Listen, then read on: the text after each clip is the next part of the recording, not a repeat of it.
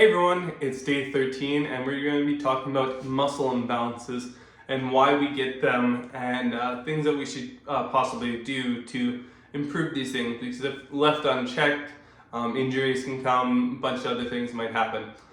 Pretty much what happens to get these muscle imbalances is, say if you're doing a workout and you don't have the proper form, stacking and everything, when you go to do that lift, it isn't going to be as functional going forward. So you might be losing the proper amount of force going through your body to do the exercise. Say if you're doing like a squat or something and your shoulders are lean too forward, it's going to start to build muscles that aren't exactly needed as much, and they're going to build them stronger and bulkier. It's kind of, when I was wakeboarding, actually, I was constantly in this position for hours at a time every day. So it pulled my shoulders forward, and also I was constantly in a squat, so it shortened my leg muscles, so I couldn't actually strain my legs as much. These are muscle imbalances from doing an activity over and over and over again, and they can have some pretty bad effects and cause more injuries. So to try to correct these things, we really need to try to focus on proper form.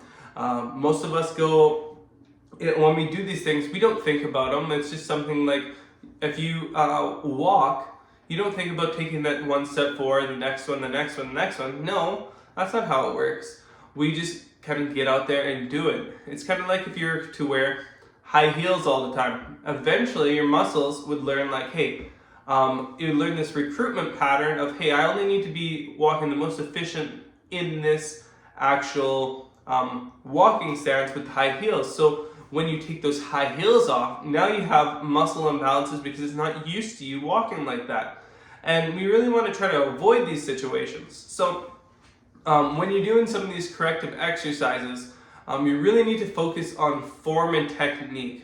And a lot of times, say like if you're doing rows, so you're pulling back and you have like shoulders that are bent inwards from say being on a computer all the time or wakeboarding like I was, a lot of times you don't actually fix that by doing it because you're just doing your normal motion. So you actually have to find ways to hold your shoulders back, do the exercise properly, get a personal trainer to help you with the form to do these things, or else you're just going to constantly build that bad behavior worse and worse and worse, and essentially pretty much increase your muscle mass, making it harder to actually get over that, because you're going to build that up more and more.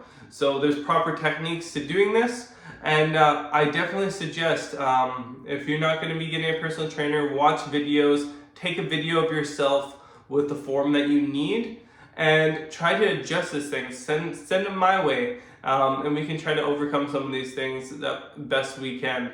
And it's going to take some time, but the cool thing is, if we try to target the opposite muscles and start to build those, it'll slowly get that posture back in the right position, and a lot of these pains and aches that you might be having will tend to go away because we're in a better position and our body is stacked better and we're just feeling generally healthier and better.